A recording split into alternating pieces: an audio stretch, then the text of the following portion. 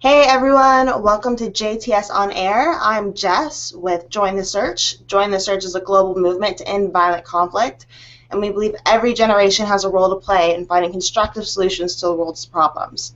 So you can learn more at endviolentconflict.org and get special access to awesome people and events just like our Join the Search On Air. So today's Join the Search On Air is around the incidents in Ferguson, Cleveland, and New York, and the rising tensions surrounding race and police in the U.S.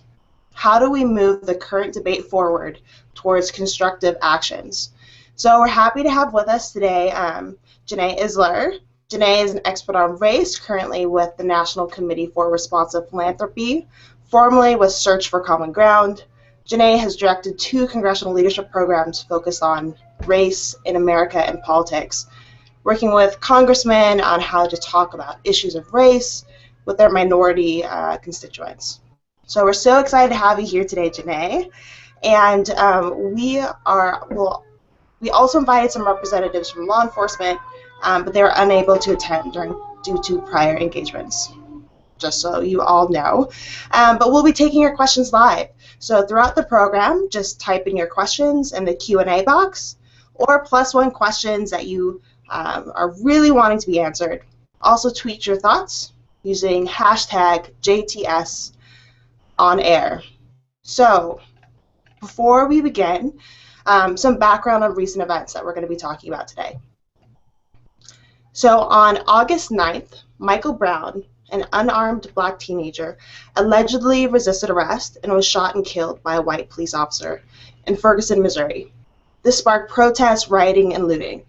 Since then, other incidents have caught the public eye, including a 12-year-old black boy who was shot and killed while holding a fake gun in Cleveland, a black man selling cigarettes illegally who was suffocated from police chokehold in New York, and on November 24th, the grand jury decided not to indict the officer involved in the Ferguson case. The announcement has set off a wave of protests around the world. So really interesting things to talk about today.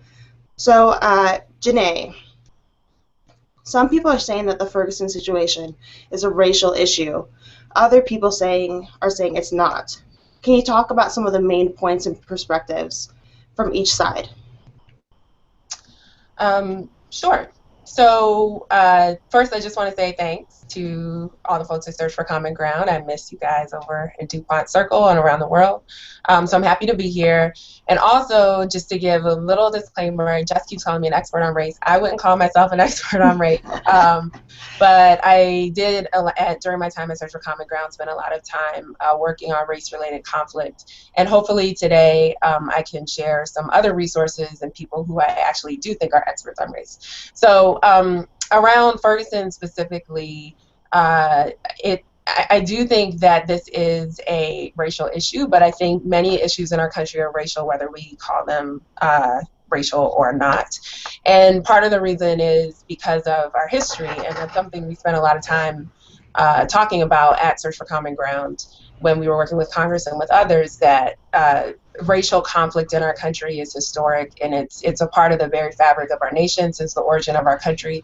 So a lot of the language that we use that may not explicitly say race or racism has racial undertones because that's very much in the fabric of our nation. And so, Jess, I know you asked me a question about kind of the different sides. Can you just ask me the question again so I can get a sense of which side you want me to address? Yes. So some people don't really think it's a race issue. They think it's more about, these people were criminals and police had to make a decision that they had to make, while other people are like, no, this is clearly a race issue. So I think that there are two things. So one, the argument of these people are criminals and so police have to take action is in certain circumstances not true. So a boy with a toy gun is not a criminal. And a person who's committed crimes in the past but is not committing a crime in that particular moment is also not necessarily should not necessarily be in a situation where his or her life is at stake. And I think that's a really important nuance to make. So, you know, our justice system ostensibly says that a person is innocent until proven guilty, which means that the police don't have leverage to judge someone as needing to be killed or not based on a suspected crime. And so in the incident of Tamar Rice in Cleveland, who was a child with a toy gun, in the instance of Michael Brown, who was unarmed at the time, and in the instance of Eric Garner, who I think there's a dispute around whether or not he was actually committing a crime at the time, whether he was selling illegal cigarettes at that time, although he had in the past. I think the question is more about whether the police should be using deadly force in a situation where someone, and at least two of these three people, were not actually committing crimes in that moment. And even if a person is committing a crime, the issue can still be racial. So I don't think it's an either or, that there is an individual racist police officer or this person is a criminal and so the police officer did the right thing. I think that the issue is much more nuanced because of how race plays out in our society. Okay. Thank you, Jeanné. So what form of, well, actually, let's talk about this. Is there really any proof that Black men are targeted more or treated more unfairly than their counterparts from other races? Absolutely. And I think that's one of the myths in our society, and one of our weaknesses in our society, that we don't understand what racism is. And so people think that racism is a matter of opinion. So, for example, I, Jeanné, feel offended, therefore I think that you are racist. That is not what racism is. Racism is, racism, to put it very simply, is prejudice plus power. So all of us have prejudice, all of us have bias because of the way our brains work and the way we organize the world.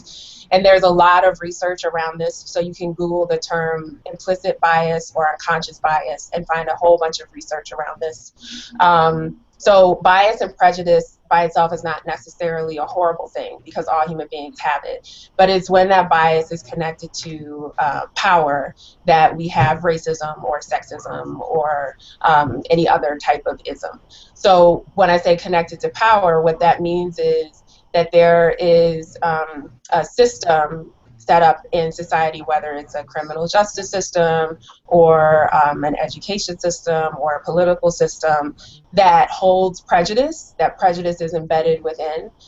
That is power, and so that prejudice gets acted upon through sources of power, and that's what the problem is. So to answer your question, there's a ton of research that shows that Black men, but not only Black men, but men of color in general in this country, are impacted differently. And there's an organization called Race Forward that's one of the leading organizations around this. And so if you visit Race Forward's website, you can find a lot of information. And I guess the last thing I'll say on this is it's important not to get caught up in statistics, only in statistics that say, Black men make up, X percentage of the population, but, more than twice that in the prison population. Because people often use those as leading statistics, but those statistics can have someone believe, well, maybe more Black men are just committing crimes. But the more interesting statistics are when you look at things like the school system and how Black men, Black boys rather, are penalized more harshly for the same types of misbehavior than white boys, or Black girls for that matter, than white girls. Or when you look at cases over time and what it actually takes for someone to commit a misdemeanor or a small crime all the way up to committing a felony and being in the criminal justice system, and the series of decisions that are made at different points and how those decisions are different based on race. That's the more interesting information that proves that Black men and boys are targeted differently for the same crimes or the same. Thank you. Thank you, Jeanné. So that's really interesting. One, I think it's, like I said, it's great that you note that we all have prejudice and bias, and making the association with power that comes with racism. I think that's a really great note, as well as looking at the different statistics, because we all love to throw these statistics around. But looking at meaningful ones like that can really tell a different story. So there's been a lot of talk around the protests that have risen to episodes of violence over the last couple of months. How do you think those protests can be, or not the protests, but the violent protests can be prevented? So I think this is a really good question, and for me, the underlying question on that is why are the protests turning violent? So I think that again, history can be an interesting lesson here. So I'll use an example in Tulsa. So Tulsa, Oklahoma, had a thriving Black community. This is many decades ago. Thriving Black community, and there was a race riot in Tulsa, which was committed by white citizens of Tulsa who actually became violent and burned and destroyed the African American community in Tulsa. And so the police response there was to basically shield the Black community and lock them up. So the whole Black community was housed. I don't remember if it was in a jail or a school, but some other building, until the riots sort of died down for the community of for the protection of the Black community. And I always, that's the most interesting detail about the Tulsa race riots, which are very well known now in our country, but were suppressed and unknown for a long time. But that detail is really interesting to me because if you have an angry mob of people who are attacking a group of other people, why lock up the people who are being attacked as opposed to the people doing the attacking? I think that's a really interesting illustration of how race plays out in our country. So that's one thing I wanted to point out. And then also when you look at the number of peaceful protests that are happening around this, and then you look at certain isolated incidents of violence around protests that are happening. For me, it begs the question, why? And so you may have seen a quote floating around social media that says, riot is the language of the oppressed. So one of the biggest issues with this is that an individual kills another individual, and they go through what is in fact the legal process that we have in our country.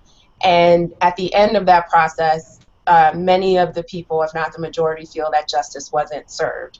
And so then what recourse do people then feel that they have, right? So from my point of view, and this really is my point of view, if we want to build peace and we want to maintain order, we have to create a justice system in which people feel confident, so that people feel that if they remain peaceful and go through the due process of the law, that more often than not, justice will be served. But there are multiple cases. It's well documented that this happens repeatedly, and I think especially for those who work internationally and think about trauma and historical trauma, there also has to be a recognition that Americans, people in this country, are carrying historic trauma. So there are many well-documented cases of African Americans who were framed for crimes, particularly after the Civil War during the Jim Crow era. And earlier, so late 19th century, like 1880s through the early 20th century. So many documented cases of African Americans who were framed for crimes, who were convicted by predominantly white juries, if not all white juries, and intentional systemic efforts to wrongfully convict African Americans. And there are many reasons. I could sort of go down a rabbit hole with that. But people are carrying that trauma. So regardless of what's playing out now, people are carrying the historic trauma. Add to that people who are repeatedly seeing this playing out in 21st century America, and you have a group of people who are distrustful, and in my opinion, rightfully so, of our justice system because it seems to be it's unfair. And so that goes back to the research question, which documents the disproportionate impact of how our justice system plays out. And I'll just say one other thing on this. I know one of the questions that was sent ahead of time was around Trayvon Martin and George Zimmerman. And so I think that's a really important case as well, because again, it's not about an individual, whether or not that individual was or was not racist and what he did. It's about the fact that there's a law in Florida that made it legal for George Zimmerman to do what he did. And so despite a lot of the evidence that was presented, George Zimmerman's behavior was legal. And so as an African American who has, African American cousins and, and friends and family members and uncles and my father, it literally makes me afraid to think that, if I have my 14-year-old relative, could be wearing a hoodie and someone could feel threatened by him because he was carrying soda and candy, and that person was told by the police to not engage with my relative, and the person did anyway, and going through our justice system, the person could not be convicted. That makes me very afraid. That keeps me up at night and sometimes wakes me up crying. So if you think about that reality and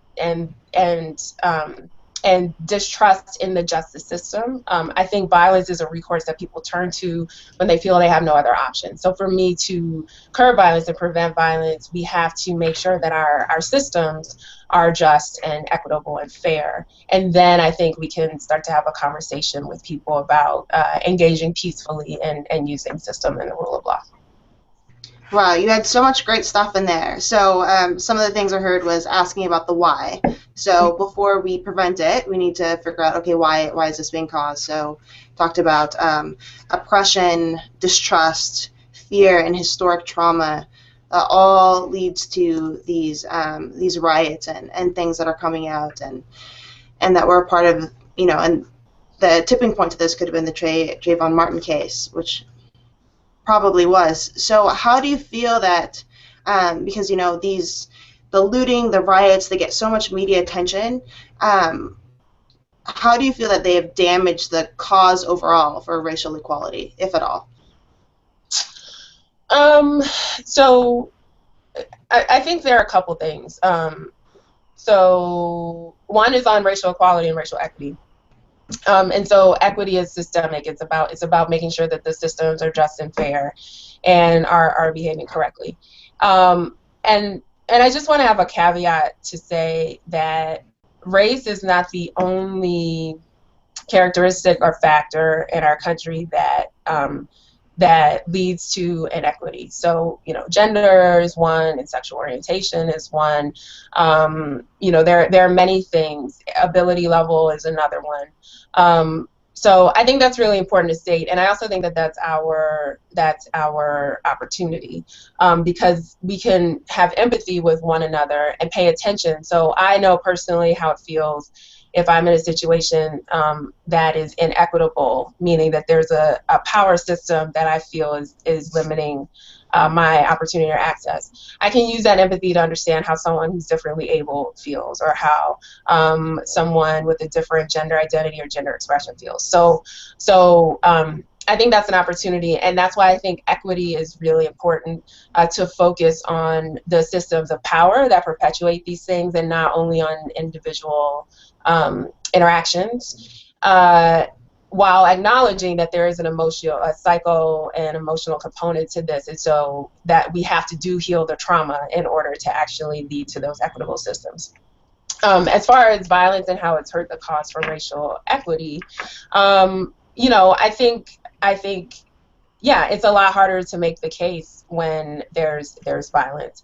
But I actually don't think that the violence is that, it's not that crazy. Like, I think it's a rational response to an irrational situation, right? And I think for people who really want to dismiss the arguments and the demands and the requests that people are making because of violence, I really urge people to put themselves in a more empathetic state. So not a sympathetic state, but an empathetic state. So if, thinking on a very personal level. So if you grew up in a house with siblings, and you constantly see your sibling I don't know, getting the last piece of cake, or the last cookie, and you ask why that's happening, and your parent says, well, it's because you didn't try hard enough, or because you didn't ask the right way, or because a long list of reasons. I think that your sibling asked for cake in the way that they're supposed to ask, and so you thought that you were being polite, you thought that you were asking the right way, but it seems like no matter what you do, you never get that last piece of cake. Eventually, you start to distrust the system in which you're living, which is in your house. You try to figure out a way to go around the system, and if you ultimately feel that you're really not being heard, you may respond violently. So violent might be violent language. You might yell, you might shout, you might hit your brother and sister, you might steal the piece of cake, you could do a lot of other things. So this is really sort of a banal example. It's really sort of basic, but you can extrapolate that to a lot of things. And all of us have felt that we're in situations of unfairness, or in situations when we're overpowered in our lives. And so if you educate yourself about historically, African Americans in particular have been targeted at systemic levels or excluded at systemic levels, you can start to empathize to see where people are. And so I think when we start having that conversation on a larger level, it makes the violence less of a deterrent to understanding a call for racial equity. Thank you, Jeanné. I think that was a great exercise in empathy that we could all relate to. And for pointing us back to like the bigger systematic thing, I think we have a tendency to say this is an individual issue, and so I think that's interesting. I want to thank DJ for sending his love. He says he's loving the broadcast, so thank you, DJ.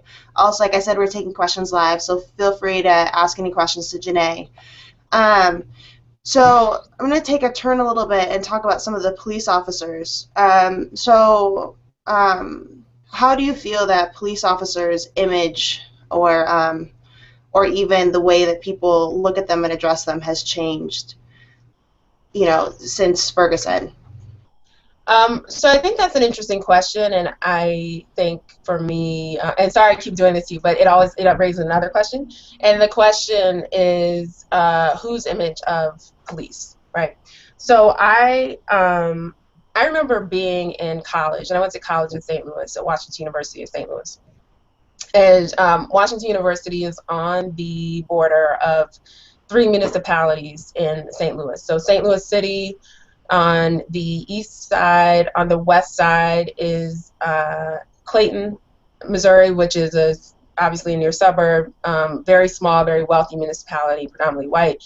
And on the southern side is University City, which is a mixed race, middle class suburb. It was well documented, well known that my black friends, we would be strategic about which sides of campus we would exit campus on. So many of my black friends were stopped and questioned by the police if they entered campus on the Clayton side. On the university side, there were a lot of restaurants and clubs and things, so there was a lot of teenagers there often anyway, but there was a heavy police presence, many of whom harassed people of color. And then on the St. Louis side, it was a little less. But it was also more of there was a big park there, so there weren't actually as many people. And I always used to think that was so fascinating, because I actually really did not trust St. Louis City or St. Louis County police. If I had a problem, or campus police for that matter, if I had a problem, I probably would not have gone first to the police. And I think that's unfortunate, because I have family members who are police officers. So an uncle who's a retired police officer, and then 2 family members who are police officers now. And I've talked with them about what's going on from time to time. And it actually makes me very sad that I don't trust the police. When I see a police car, I don't think friendly face. I don't think someone that I want to go to for help, even though I'm related to police officers. And many of my black friends feel the same way, because many of us have had negative interactions, or we know someone who has. So I think it's important to recognize the narrative. So again, I'm thinking about language that we often use in international peace building and conflict resolution. people have different narratives around the police in the United States. Different people have different experiences. And so when we talk about the perception of police, it's really important to ask by whom. I don't think that the people who you see marching in the streets, I don't think their perception of the police has changed. I think this is the perception that they have always had, and these incidents have reinforced that perception. I can't speak for sort of America writ large. And I actually don't think that all or most police officers are bad, but I do think that, again, the criminal justice system that we have incentivizes police officers doing the types of behavior that we see. And I also think that the bias that we have as a culture makes African Americans and boys and men of color in general seem more threatening, even when they're exhibiting the same behavior as their white counterparts. And so, just a little plug: an initiative I'm a part of is called Within Our Lifetime, which is a network to end racism in America. And we're doing a Twitter town hall tonight at 8 o'clock, specifically talking about implicit bias or conscious bias and how it plays out in so many areas of our lives in this country. So if you want to learn specific strategies to combat implicit bias, you can join the Twitter Town Hall at 8.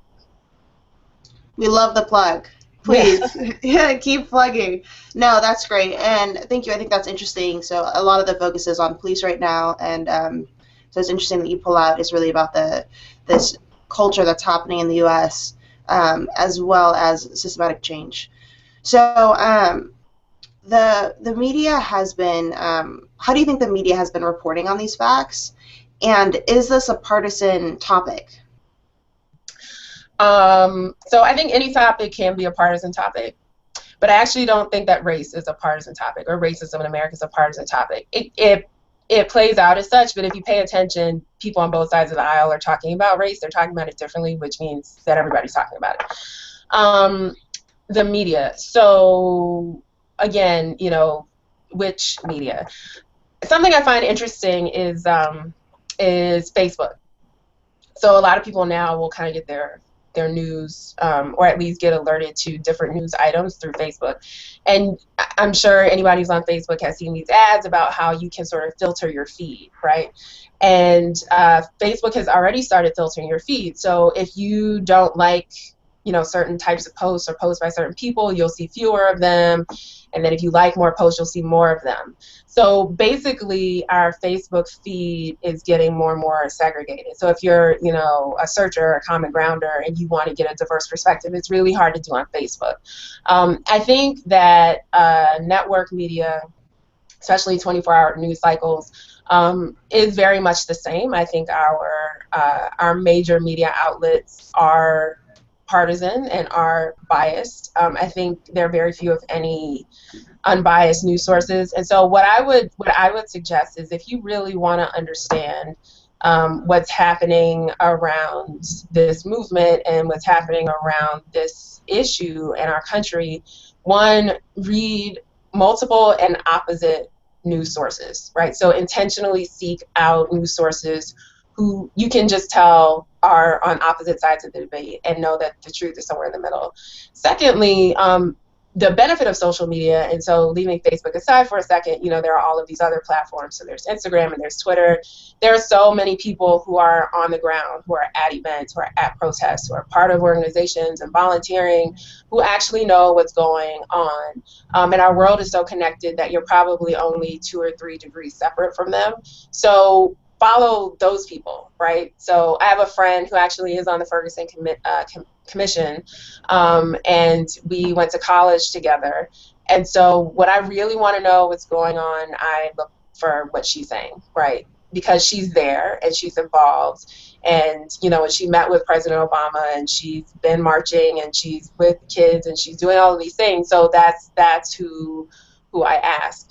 I think in the way that news and media is communicated in our society, anybody who wants to really know what's going on around anything has to be really intentional. And we can't be passive in how we receive news, but we have to actively seek out various opinions. And I think once people start to do that, that for me, that opens up a whole new world. So for example, I've mostly been seeing the things that I like on Facebook, which are the protests and people putting, positive messages for it. So I haven't seen people who are like, oh, let's go burn this thing down, because that's not the people that I'm friends with on Facebook.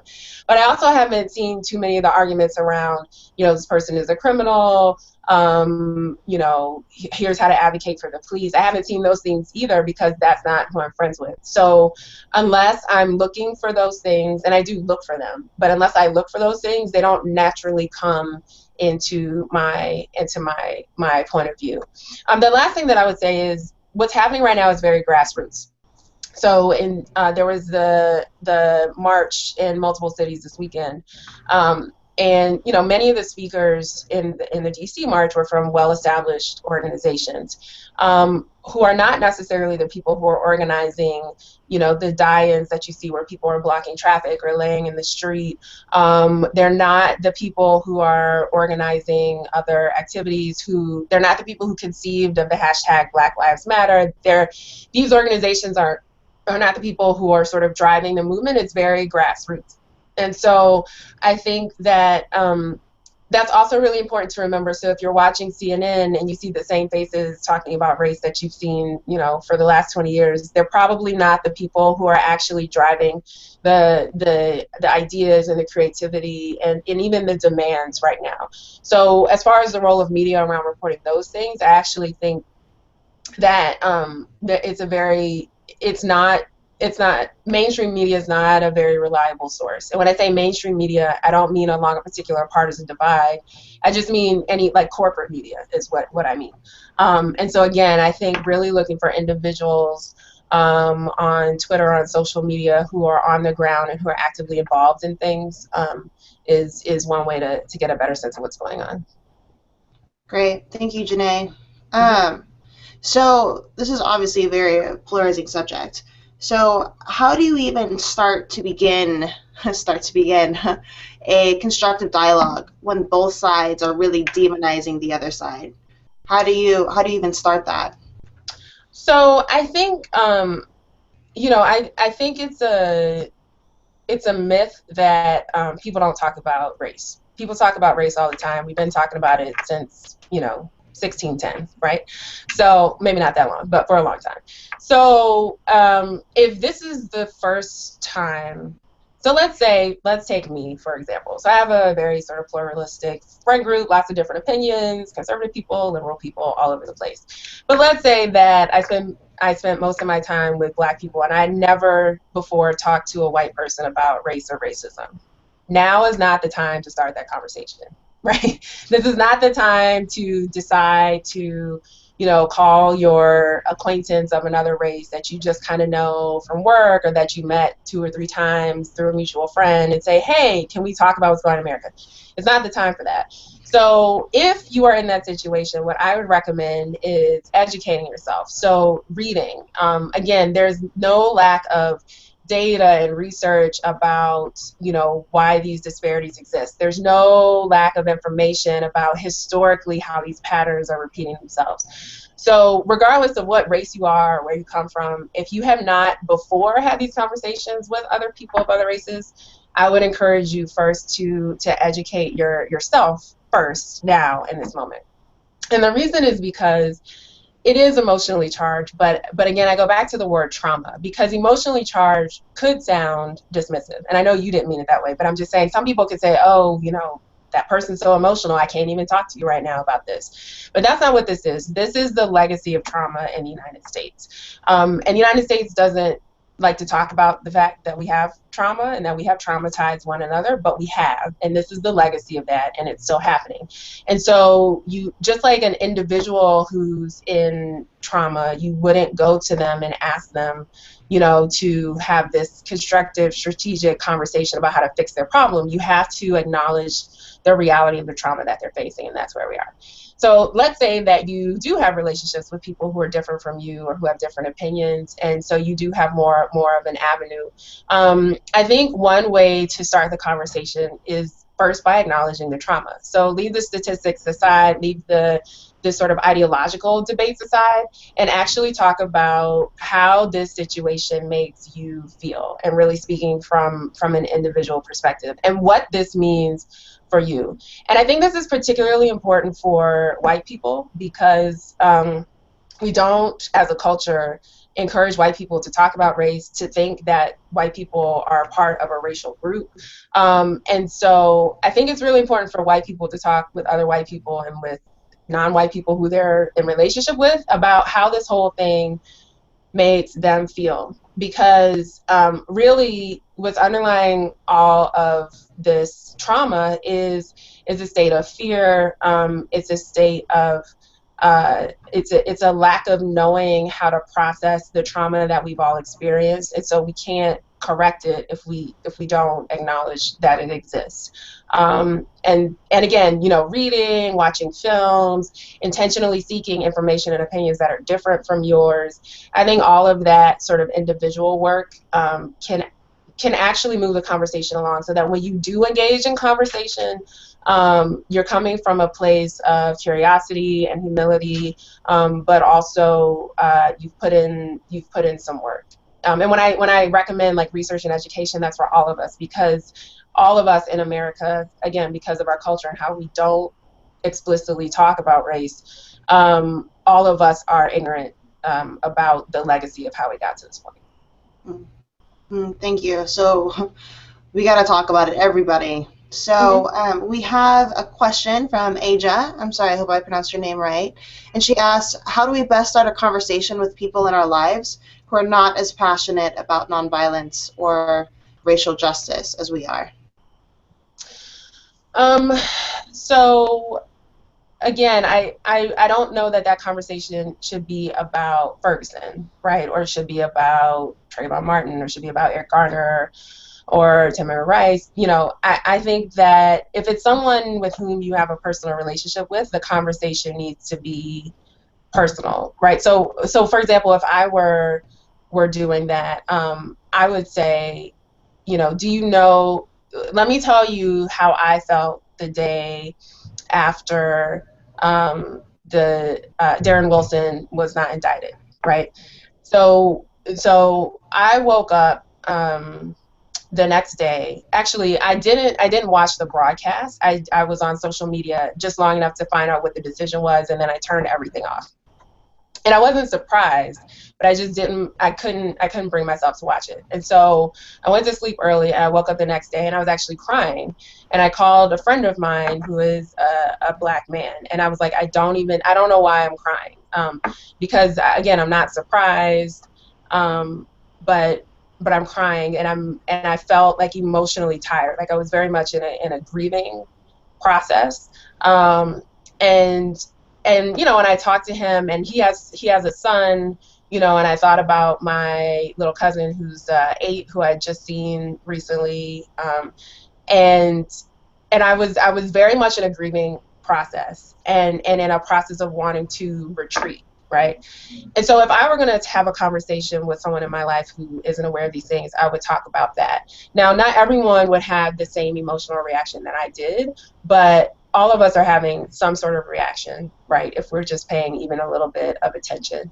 And I think being really honest and transparent about what those reactions are, and then encouraging whoever you're talking to help to learn more about why these things are happening with you, I think is much more powerful than trying to make some sort of argument. Because again, this is very much emotional, it's very psychological, it's very cultural, and it is embedded in the American psyche and the American culture, and it is traumatic, and so we're experiencing all the effects of that, and so we have to acknowledge that as well. Okay, thank you. So making it more personal, bring it home, and I think that empathy exercise that you talked about before as well, could probably help do that. So there's a lot of debate going around right now, but talking about solutions, do you see any practical solutions to this crisis, and what can actually be done to affect change? So I think, and it's really fun, I really am sorry I keep doing it to you, but for me, the question is, which crisis, right? So I think some people think it's a crisis that, people are laying down in the middle of the street and blocking traffic. Some people were really annoyed that, people block traffic on the freeway here in DC, or block traffic out of the city. So for some people, that's a crisis. For some people, it's a crisis that, I think the statistic is every 28 hours, a Black man or boy is shot by a white police officer in America. That's a crisis, which is not new. How are we defining crisis? So if we want to stop violence, violent protests, there are lots of ways we could stop violent protests. You could get police riot gear and military gear, and we could certainly suppress violent protests and sort of lock up a bunch of people, and that would in effect end the violence. But I don't think that's what people are saying. If we talk about the crisis of racism in our country, I don't know if crisis would be the right word, because again, that's the legacy that we've inherited, and it's been here almost since the founding, and I do just want to say, racism and race is very much tied up in the economy of our country, which again, a lot of us don't realize, but slavery was not only sort of a moral, it wasn't just a moral divide, but it really was, it was a part of the economic system that we created in our country. It included indentured servitude, it included, gender discrimination as well. So again, going back to the founding of our country and how race is tied into economics, into culture, into all of these things, I don't know if crisis is the right word, right? We have to re-understand our American culture and all these things that we've inherited. And if we want to do differently, that's a really complex and difficult conversation to have. As far as sort of the really immediate things around the violence between police and Black men, if we're just going to use two demographics, which isn't it's not a hard dividing line, it's not an accurate description, but if we're going to use that division line, I think looking at implicit bias is one. So we have to address the fact that we as a nation, as a culture, have been taught to see Black men and boys as more threatening than other people in our country. And there's neuroscience data that proves that we have. So we have to address that. We also have to address that in our justice system as well, because that carries over into juries and sentencing, and also how people are prosecuted. So that's one thing to look at. There's been a big movement for body cameras. I think that is a step, but I don't necessarily feel that that's going to make or break the situation. I do think that having police officers have more relationships with the people that they are policing outside of policing is important, but I think that's a tricky one, because again, how do you build trust?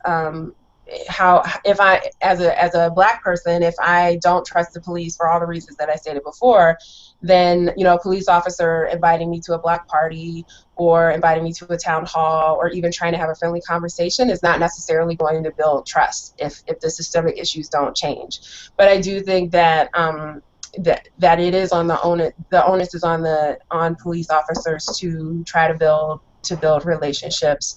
And I think also we might have to redefine success for police officers. So part of the issue is, with the war on drugs, a certain number of arrests and convictions around, finding certain types of drugs warrant success for police officers. So if that's success, then it incentivizes police to be very aggressive and to harass and to look and sometimes to plant and to frame people for having certain types of drugs. So how are we defining success for police? And I don't know necessarily what the answer is, but if we redefine success for police, that could also help change the way that they interact with one another. Okay, interesting. We have Massimiliano has a question. How can nonviolent grassroots activism change the status quo and ease tensions? So what practical tools do you suggest? Town hall meetings, police trainings, violence prevention in schools? Question mark.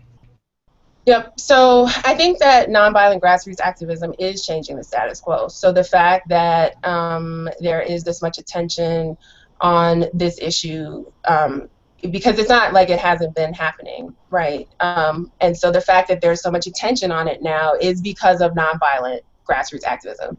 And I think that's really important to say because, you know, people looting in a city may get news attention, but it's really the nonviolent grassroots organizing that you know, that stopped public transportation the day after Thanksgiving in the United States to draw attention to this issue, or you know, that blocked traffic in Washington D.C., or that got people out to the marches in multiple cities on the same day to talk about this issue. Essentially, it's nonviolent grassroots activism that got a meeting with President Obama, 3 meetings on the same day with President Obama to talk about this issue. So I will say that it is changing. Generally speaking, nonviolent grassroots activism can do multiple things. It can bring awareness, which is what's happening. It can demonstrate power, so organized power, meaning that enough people in a country care about this that those who make decisions, like politicians, need to pay attention and need to make change. But in order for that to be effective, there has to be a clear policy articulation of what people want. And I do know that that's happening in certain local areas. I don't necessarily see that happening at the national level, at the level that it could. So it can bring attention, it can bring political change, but also I think it empowers people on a different level so that people don't feel like they have to resort to violence or hopelessness or other things because they are part of a community of people who are behaving nonviolently, and they see that that actually can have impact. So even if they don't have confidence in the rule of law to a certain extent, they can still have confidence in nonviolence. I don't know that, I'm looking at some of the suggestions, town hall meetings. I don't know that town hall meetings at this phase would really be helpful, because I think that people who are engaging at the grassroots level have been fairly articulate about what they want, especially on the local level. So I don't know that they need a town hall to do that. Police trainings, yes, but it depends on the type of police training, and I really do think it means redefining the definition of success. So most police departments have undergone some sort of training around, you know, anti-discrimination training, or you know, how not to discriminate against people. But there's the unconscious bias, which is what comes into play when people have to make split-second reactions, like whether or not to fire their gun. There's also, you know, the definition of success. And so no matter how many trainings you go to on how not to discriminate, if these other things are in play, your behavior won't necessarily change. So I think some trainings could be useful, but we may have to rethink how police are being trained. Violence prevention in schools, you know, I used to work for one of those programs. It was a restorative justice program at school. I worked with a principal who I thought articulated this very well. She said, the behavior that can keep you safe in school could get you killed at home, and the behavior that can keep you safe at home could get you disciplined in school. So again, I think it's a recognition that you know, schools are systems in the United States like other systems, and there are rules that aren't necessarily beneficial to all of the students, because they also carry this bias and prejudice and racism. So again, what are we training students to do? Are we training students to be nonviolent and not to engage, or are we training them to engage nonviolently? So I think there are some nuances, but yes, you know, trainings and teaching people about different ways to engage systems can be very useful.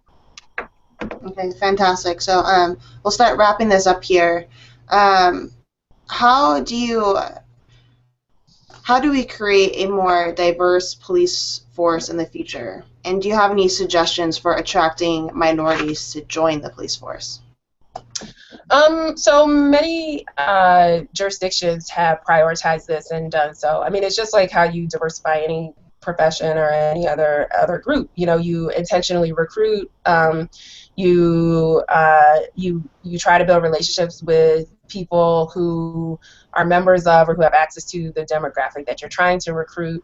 Um, but that said, again, I think racism in America tends to get divided into black and white, which is not accurate, and it's also not useful. Sometimes it's harmful, because even if a police force is predominantly African American, that police force can still see African Americans as the most threatening people, and can still target African Americans. Because of the system and because of the bias and the prejudices that we have as a culture. So it certainly can help. It certainly can help, but it's not sort of the final the final way to address these issues. I'm sure that a human resources person could better answer the question about how to find, how to diversify a police department. But also, though, I do think that that element of trust comes into play. So if you believe that the police department is the agency that's terrorizing your community, why would you then want to be a part of that institution? But I think we can learn lessons from history. So many municipalities have done that successfully. Washington, D.C. is one.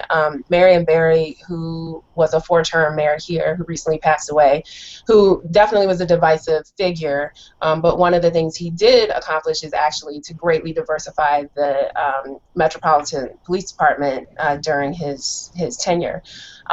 So many mayors have done that, and I'm sure we can learn historically how they were able to do that. Great. And are there any other comments that you want to leave people with? Yeah, I mean, I think, again, I said at the beginning, and I'll say it again, I do not consider myself an expert on this by any means. There are a lot more smarter people who've been doing this a lot longer than I have. And I think people feel like race is this sort of amorphous thing that's like haunting our society, that they can't really get their arms around. But really, you could just Google it. Like, if you say, I want to learn more about racism, you can Google that and find a ton of resources. And I think the way to filter through those resources are to focus on the ones that don't reduce race to personal opinion or to targeting an individual, and saying this person's racist. Because we all have prejudice. It's how we operate as human beings. But the resources that really focus on history is one, and the resources that focus on systems, our education system, our government, our police systems, all of our systems. Those are the resources you really want to pay attention to, because at the end of the day, that's the racism that does the most harm. It's not an individual prejudice that I might have against a person of another race. It's how I might be traumatized as an African American woman by engaging in the systems that I have to live in all the days of my life. And finally, I'll say that if you already have relationships with people of a different race, entering into a courageous and honest and vulnerable conversation with them about how all of this impacts you, and learning about how it impacts them over time is really important, and not only waiting for flash points and moments like this to start those conversations. Great. Jeanné, thank you so much. Thank you, everyone that's there watching. Aja just posted another. She said this is a great map to check out, so she's posting some resources. Thank you, DJ. Thank you, Mossy. Like I said, give a shout out to endviolentconflict.org again if you want to learn some more about this and get involved in the movement. Also, a town hall meeting that's tonight on racism. Jeanné, will you repeat the details of that? Yep, so it's a Twitter town hall tonight at 8 p.m. And let me get you the hashtag so you can follow it. 1 second. I should know this, right? But okay. So the hashtag is got bias ? So hashtag got bias ? Great. Well, thank you so much, and thank you everyone for watching. Make sure to tune in next time. It's going to be around violent extremism and terrorism. So stay tuned, everyone. Thank you. Bye.